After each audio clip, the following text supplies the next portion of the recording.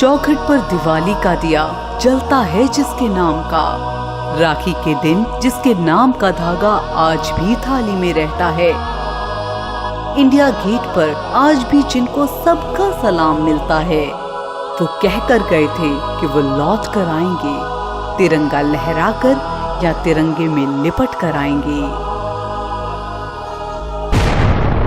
1999 में मई से लेकर जुलाई तक 60 दिन से भी ज्यादा चले इस युद्ध में कई जवान शहीद हुए और हजारों जवान जख्मी।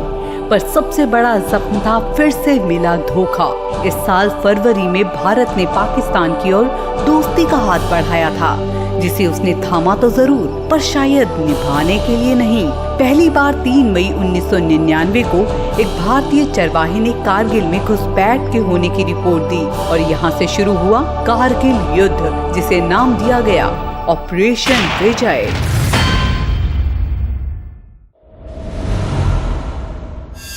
2013 में जनरल मुशर्रफ के एक confidential subordinate lieutenant general Shahid Aziz ने पाकिस्तानी न्यूज चैनल्स पर कबूल किया कि कारगिल ऑपरेशन पाकिस्तान का एक मिसकैलकुलेटेड मूव था। शाहिद अजीज के मुताबिक इस ऑपरेशन की जानकारी सिर्फ जनरल परवेज मुशर्रफ और उनके खास 4 लोगों को ही थी। पर एक इंटरव्यू में जनरल मुशर्रफ के ये कहने का भी जिक्र है कि उन्होंने तत्कालीन प्राइम मिनिस्टर नवाज शरीफ को ऑपरेशन कारगिल की सूचना फरवरी में ही दे दी थी, यानी Indian prime minister Atal Bihari की लाहौर विजिट से पहले ही। But prime minister Nawaz Sharif ने हमेशा यही कहा कि उन्हें इसकी कोई भी जानकारी नहीं थी। कारगिल वॉर की शुरुआत में ये भी कहा गया कि ये घुसपैठ मुजाहिदीनों ने की है और इसमें पाकिस्तानी आर्मी का कोई भी इन्वॉल्वमेंट नहीं है। बट एक्सपर्ट्स के मुताबिक इतनी ऊंचाई और वेदर कंडीशंस में सिर्फ ट्रेन्ड आर्मी सोल्जर्स ही सरवाइव कर सकते थे।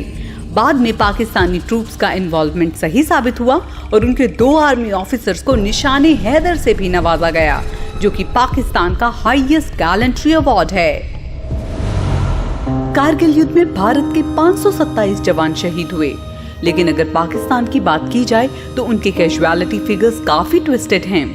एक बार प्राइम मिनिस्टर नवाज शरीफ ने 4000 फैटेलिटीज के होने की बात कही, फिर उनकी PMLN पार्टी की व्हाइट पेपर रिपोर्ट में ये फिगर हुआ 3000।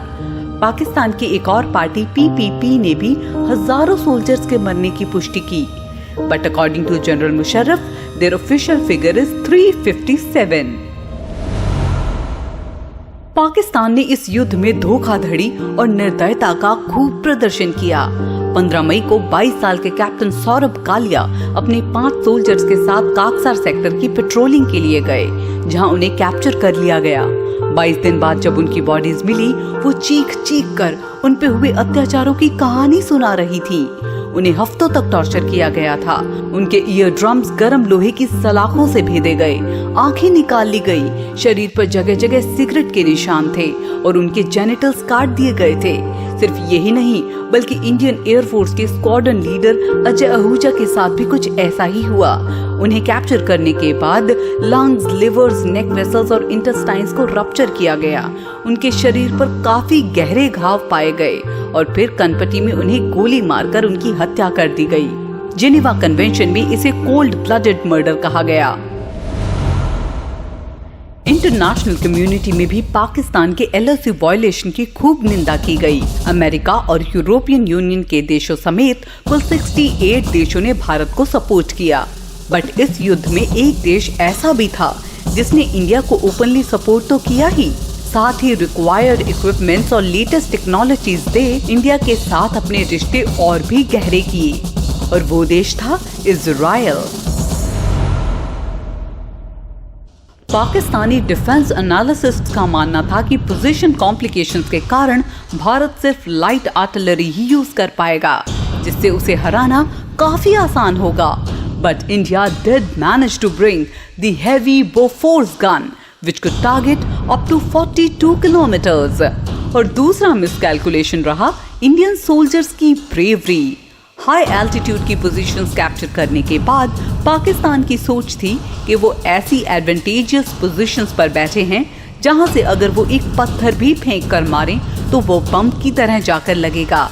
लेकिन इतनी मुश्किल सिचुएशंस में भी न सिर्फ हमारे जवान लड़ते हुए ऊंचाई पर पहुंचे और अपनी पोस्ट वापस हासिल की, बल्कि उसके साथ उन्होंने कुछ ऐसा इतिहास रच दिया जिसको कोई भुला नहीं पाएगा। 26 जुलाई 1999 तक सभी एरियाज घुसपैठियों से खाली करवा इंडियन आर्मी ने कारगिल युद्ध को जीत लिया और सफल हुआ ऑपरेशन विजय।